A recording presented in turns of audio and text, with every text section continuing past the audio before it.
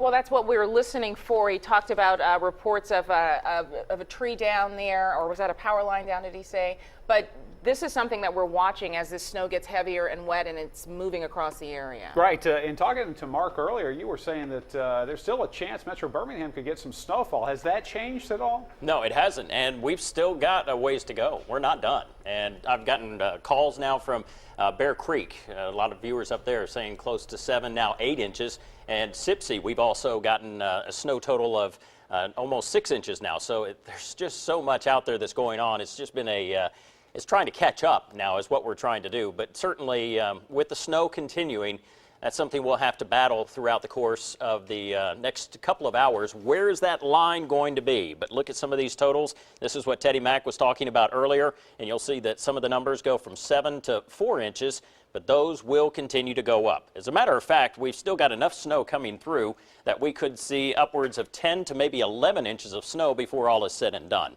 Here's our Storm Track hour-by-hour forecast. You'll see the chance of snow continues and starts to taper in Birmingham. This is the Birmingham hour-by-hour forecast. Then just cloudy, a little bit foggy, but temperatures do get below freezing. That's where I start to have my concerns for tomorrow morning. That's where roads start to freeze, or at least we do have some spots that a little bit of ice will gather, especially on bridges and overpasses.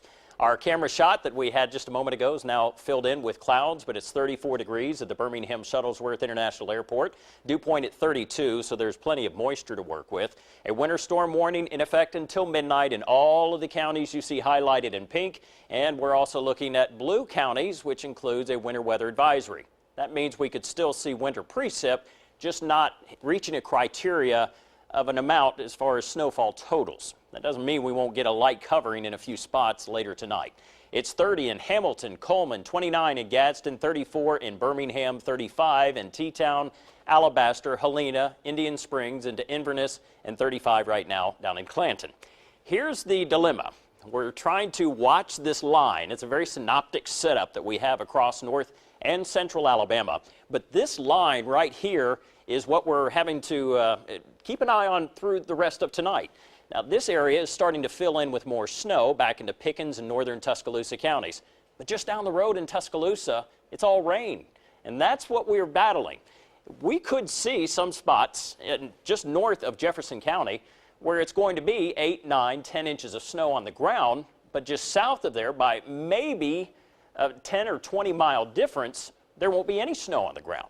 So you get the idea. That's the boundary that we are having to battle, and this is why. This area of low pressure is just to the south of us. Well, it's still pumping a great deal of moisture into our area, but it's also helping to push just enough warm air far enough north that that's where we're having our little bit of boundary in the battle, so to speak. So with that in place, northern Jefferson County, it's snowing. South, just in central Jefferson County, it's all rain, and a heavy rain at times. But here atop Red Mountain, our temperature's been below freezing. We've already now begun to get some icing. That is concerning because of the fact ridges and higher elevations, about, let's say roughly a couple hundred feet up, that's when we're talking about ice gathering on roads and bridges, especially in areas that we aren't looking at a lot of travel. Either way, snow still continues right through Gadsden, where Jamie Ostrow's been all day, and we've watched that whole situation unfold. It looks like something out of Minnesota with how much snow has been falling.